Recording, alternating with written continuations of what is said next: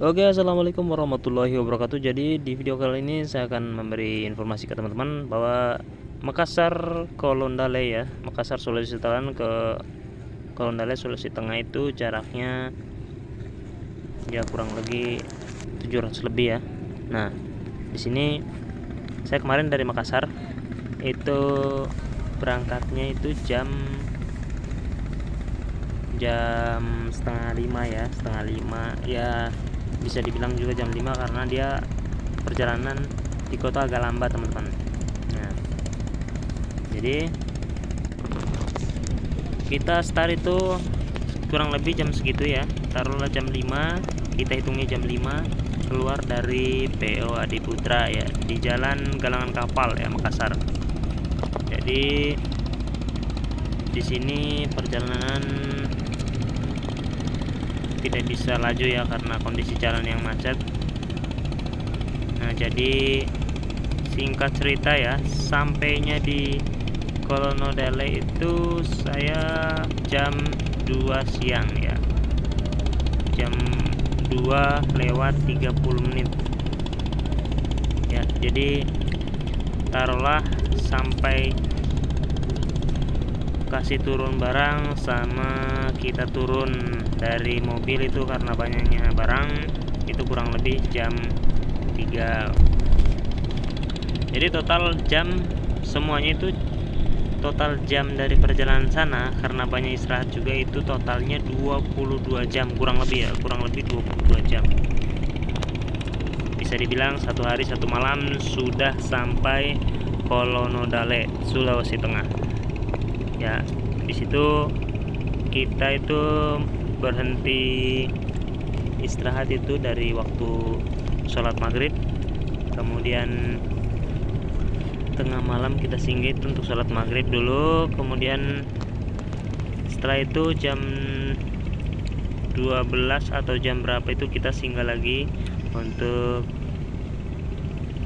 orang ada buang air kecil dan yang lain-lain, beli makanan.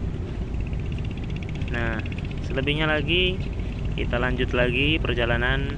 Nah, waktu subuh kita singgah lagi teman-teman, singgah lagi itu sudah di bagian